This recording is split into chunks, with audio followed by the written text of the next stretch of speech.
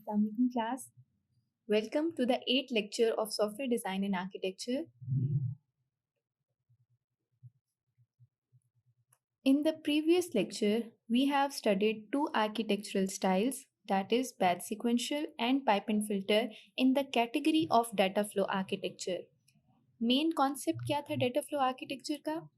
कि आपका एक entire system multiple subsystem में divided है और हर subsystem इनपुट डाटा की रिसीव करके उस पर कुछ ऑपरेशन परफॉर्म करेगा और उसकी आउटपुट जनरेट करके नेक्स्ट सब सिस्टम को पास कर देगा।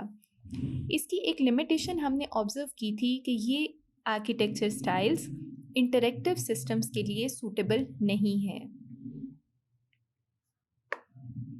इन order to overcome the limitation of data flow architecture, interaction oriented software architectures were introduced.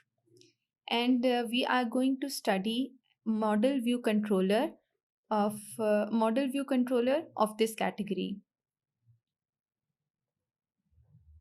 So what the interaction oriented software architecture is, according to the slide, the interaction oriented software architecture decomposes the system into three major partitions.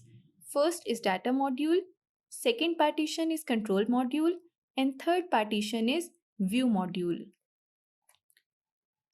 So each module has its own responsibility. ये तीन modules हैं, तीन partitions हैं, इन तीनों की अपनी अपनी responsibility होगी। ये रिस्पॉन्सिबिलिटीज हैं क्या, इनको हम नेक्स्ट स्लाइड में देखते हैं। The data module provides the data abstraction and all core business logic on data processing. Data module जैसे कि इसके नाम से ही रिप्रेजेंट हो रहा है, ये डाटा की एब्स्ट्रैक्शन प्रोवाइड करेगा, प्लस डाटा पर जो प्रोसेसिंग हो रही है, जो उसके पीछे बिजनेस लॉजिक एसोसिएटेड है, ये तमाम फंक्शनैलिटी हमें डाटा मॉड्यूल से मिलेगी। हमने जब यूज़ केस डायग्राम का लेक्चर देखा था तो वहाँ हमने ये चीज़ ऑब्जर्व की थी कि यूज़ केसेस बेसिकली डेवलप किए जाते हैं किसी ऐसे सिस्टम के लिए जिसके पीछे एक बिजनेस लॉजिक इन्वॉल्व होती है। ठीक है, तो बेसिकली जब भी हम कोई सिस्टम डेवलप करते हैं, ऐसा पॉसिबल नहीं है कि उस सिस्टम में डाटा इन्वॉल्व नहीं हो या उस सिस्टम के पीछे कोई बिजनेस लॉजिक इन्वॉल्व नहीं हो। ठीक है, हम उस सिस्टम को कैसे यूज़ करेंगे, ये तमाम चीज़ें, ये तमाम फंक्शनैलिटी हमें बिजनेस लॉजिक से मिलती है। Next, the view presentation module is responsible for visual और ऑडियो डाटा आउटपुट प्रेजेंटेशन। यहाँ आपको ये बात पता चल रही है कि जो व्यू मॉड्यूल है, जो आपका व्यू मॉड्यूल है, ये दो तरह की आउटपुट प्रोड्यूस कर सकता है, या तो वो विजुअल आउटपुट होगी या फिर वो ऑडियो आउटपुट होगी। और इसके साथ साथ इट में also provide user input interface when necessary. जब ज़रूरत हो तो ये आपको यूज़र इंटरफेस भी प्रोवाइड कर सकता है। इसके बाद जो थर्ड मॉड्यूल है, that is control module. Control module का क्या काम है? Control module determines the flow of control involving view selections, communication between modules, job dispatching, certain data initialization and system configuration action। तो आपको नज़र आ रहा है कि जो आपका कंट्रोल मॉड्यूल है, ये मुख्तलिफ फंक्शंस हैं परफॉर्म कर रहा। जैसे कि इससे पहले हमारे पास दो मॉड्यूल्स मौजूद थे, एक डाटा मॉड्यूल था, एक व्यू मॉड्यूल था। तो एक काम कंट्रोल मॉड्यूल का ये है कि ये मॉड्यूल्स के बीच में, डाटा और व्यू मॉड्यूल के बीच में जो इंटरेक्शन होगी, जो कम्युनिकेशन होगी, उसको कंट्रोल करेगा। जॉब डिस्पैचिंग कि कौन सा मॉड्यूल किस वक्त एक्टिव होगा, क्या डाटा मॉड्यूल एक्टिव होगा या व्यू मॉड्यूल एक्टिव होगा, तो जॉब डिस्पैचिंग से रिलेटेड जो टास्क है वो भी आपका कंट्रोल मॉड्यूल परफॉर्म करेगा। इसके अलावा डाटा को इनिशियलाइज करवाना या उसे सिस्टम को कॉन्फ़िगर करना। सम अप अगर मैं इसको करूं तो इस तरह से कर सकती हूं कि डाटा और व्यू के अलावा जितने भी काम हैं वो सब के सब आपका कंट्रोल मॉड्यूल परफॉर्म करेगा। अब आपको क्लियर है कि इंटरेक्शन ओरिएंटेड सॉफ्टवेयर आर्किटेक्चर के 3 मॉड्यूल्स हैं मेजर, जिस पे वो तीनों मॉड्यूल्स हम सेपरेटली डेवलप करते हैं, उनकी आपस में एक बॉन्ड क्रिएट करते हैं और फिर उसके बाद इसकी वर्किंग जो है वो आपको नज़र आएगी। इसकी एक कैटेगरी है मॉडल व्यू कंट्रोलर या इसकी शॉर्ट फॉर्म एमवीसी के नाम से। हम इस आर्किटेक्चरल स्टाइल को इंटरेक्शन ओरिएंटेड में डिस्कस करेंगे। तो सबसे पहला सवाल ये है कि एमवीसी है क्या? Architectural design pattern which works to separate data and user interface for more cohesive and modularized system।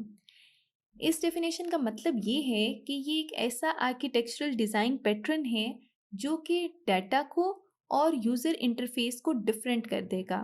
Interaction oriented का मतलब ही ये है ना कि एक डाटा मॉड्यूल है जो स्पेसिफिकली डाटा के काम कर रहा है, एक व्यू मॉड्यूल है जो आपकी इंटरफेस से रिलेटेड जितने भी टास्क हैं उनको हैंडल कर रहा है, ठीक है, और कंट्रोल मॉड्यूल का काम दोनों को इंटरैक्ट करवाना है। इसी डेफिनेशन को सामने रखते हुए जब हम एमवीसी को ऑब्जर्व करेंगे तो एमवीसी का काम भी यही है कि ये डाटा को और यूज़र इंटरफेस को डिफरेंट करेगा। क्यों डिफरेंट करेगा? ताकि आपका जो सिस्टम है वो कोहेसिव हो और मॉड्यूलराइज्ड हो। कोहेसिव का मतलब ये है कि जब कोई भी कंपोनेंट, कोई भी सब सिस्टम एक कोर फंक्शनैलिटी परफॉर्म करता है तो उसमें कोहेरेंस ज़्यादा होगी, ठीक है। तो चूँकि ये दोनों मॉड्यूल्स अपना काम कर रहे हैं, इस वजह से आपका जो सिस्टम है वो कोहेसिव होगा और मॉड्यूलराइज्ड, यानी हमने 2 मॉड्यूल्स बना दिए हैं, दोनों मॉड्यूल्स का काम अपनी कोर फंक्शनैलिटी परफॉर्म करना है। एमवीसी पैटर्न के हवाले से एक और बात जो यहाँ पर आप लोगों के सामने है, it was in originally proposed in 1980s, so it's been a long time कि एमवीसी हम लोग यूज़ कर रहे हैं। और ये 1980s में हमने बनाया क्यों था, प्रपोज क्यों किया गया था? As an approach to GUI design. जब हमें ग्राफिकल यूज़र इंटरफेस की तरफ हम मूव कर रहे थे, कमांड लाइन प्रॉम्प्ट से जीयूआई की तरफ हमने मूव किया, हमने यूज़र इंटरफेस डिज़ाइन के लेक्चर में ये चीज़ स्टडी की थी। तो जीयूआई पे मूव करने के लिए जिस आर्किटेक्चर स्टाइल की हमें ज़रूरत पड़ी वो मॉडल व्यू कंट्रोलर था। It allows the multiple presentation of an object. Same object होगा लेकिन हम उसको मल्टीपल प्रेजेंटेशन उसकी मल्टीपल प्रेजेंटेशन हम प्रोवाइड कर सकते हैं। हम सेम ऑब्जेक्ट की मल्टीपल प्रेजेंटेशन प्रोवाइड कर सकते हैं। इसकी एग्जांपल क्या होगी? इसकी एग्जांपल ये है कि मेरे पास अगर एक रो में 3 स्टूडेंट्स का रिकॉर्ड आ रहा है, लेट्स से मैंने एक स्टूडेंट के मैथ्स के, साइंस के और फिजिक्स के नंबर लिखे हैं, ठीक है, आउट ऑफ 100। तो मैं इस डाटा को एक्सेल शीट में भी प्रेजेंट कर सकती हूँ, मैं इस डाटा को बार चार्ट पे भी ले जाके मैप कर सकती हूँ और मैं इस सेम डाटा को पाई चार्ट से भी प्रेजेंट कर सकती हूँ। तो मैं डाटा मेरे पास सेम है लेकिन उसकी प्रेजेंटेशन मेरे पास डिफरेंट है। और एमवीसी क्या करता है? MVC separate style of interaction with each of these presentations. इन तीनों प्रेजेंटेशन के इंटरेक्शन स्टाइल किस तरह डिफरेंट होंगे? अगर मैं एक्सेल शीट की बात करूं तो वहाँ मेरे पास डाटा न्यूमेरिकली मौजूद होगा, और अगर मैं बार चार्ट या पाई चार्ट की बात करूं तो वहाँ पर मेरे पास डाटा मौजूद होगा in the form of diagram. तो एमवीसी से अभी तक हमें ये क्लियर हो गया कि एक डाटा की मल्टीपल प्रेजेंटेशन और डिफरेंट स्टाइल ऑफ इंटरेक्शन ये हमें फैसिलिटेट करके देता है। अब एमवीसी का ओवरऑल तो हमें अभी तक आप लोगों को समझ आ गई होगी कि एमवीसी में हो क्या रहा है, ये है क्या। अब हम सेपरेटली इसके तीनों मॉड्यूल्स को वन बाय वन डिस्कस करेंगे। एक मॉड्यूल एमवीसी का मॉडल है, दूसरा मॉड्यूल है व्यू का और तीसरा मॉड्यूल है कंट्रोलर का।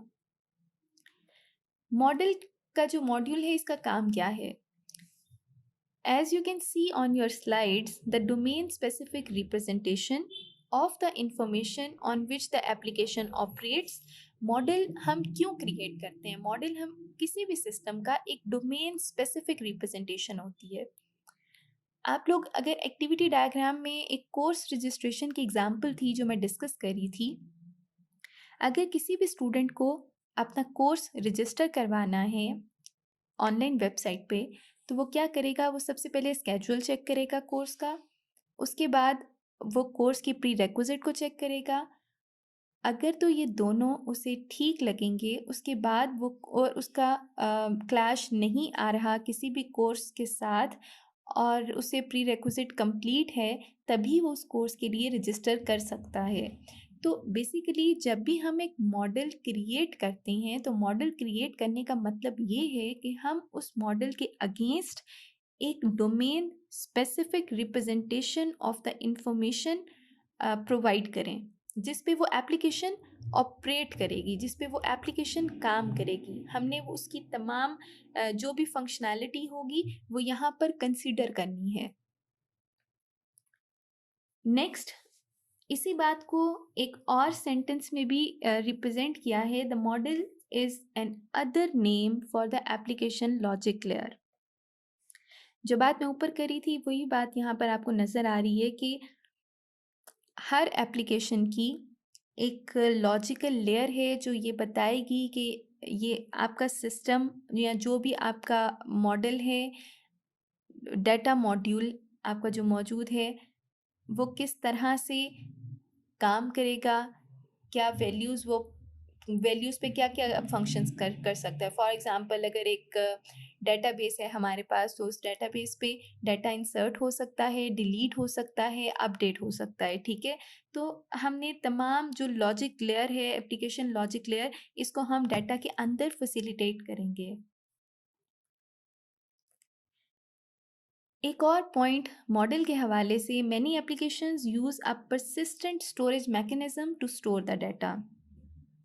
और ये डाटा मॉडल के अंदर स्टोर किस तरह से होता है, बहुत सारी एप्लीकेशंस में एक डाटाबेस बना देते हैं और उस डाटाबेस के अंदर हम वैल्यूज़ को स्टोर कर लेंगे।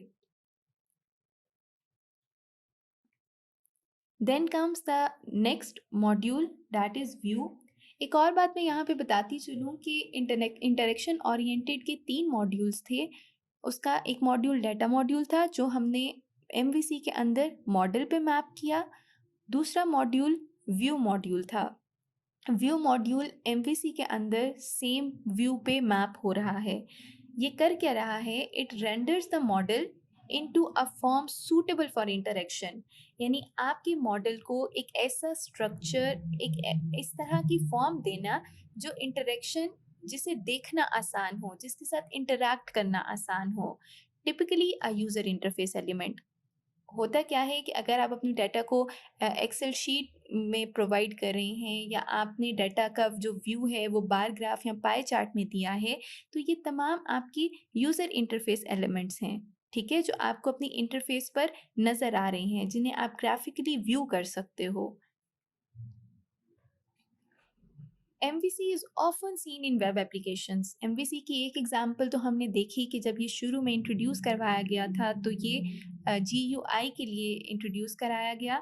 इसके अलावा MVC वेब एप्लीकेशंस में बहुत ज़्यादा इस्तेमाल होता है। किस तरह से इस्तेमाल होगा कि आपका जो व्यू है वेब एप्लीकेशन में, आपका व्यू बेसिकली कंपोज होता है HTML पेज से, जो आपको आपकी स्क्रीन पे सामने नज़र आ रहा है, प्लस वो कोड जो कि डायनामिक डाटा उस पेज पे गैदर करता है। मतलब लेट से मैंने यूज़र से कोई इंटरफेस कोई इनपुट ली है यूज़र से, जिसमें मैं ये कहूँगी कि मैं प्राइस रेंज पे अपने डाटा को फ़िल्टर करना चाह रही हूँ, ठीक है? तो वो आपका जो भी कोड होगा वो उसके अगेंस्ट रन करेगा और डाटा मुझे HTML के थ्रू मेरे पेज पर, जो भी वेब एप्लीकेशन मैंने ओपन की है, उसमें मुझे नज़र आएगा।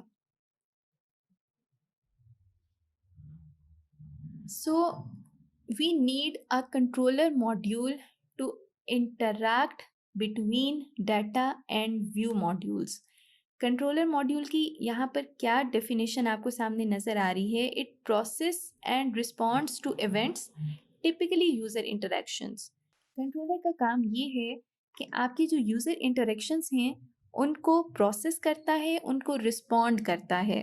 किस तरह के यूज़र इंटरेक्शंस हो सकते हैं? एक यूज़र इंटरेक्शन ये है कि आपने अपनी CUI का पेज ओपन किया, आपको व्यू नज़र आ रहा है, ठीक है?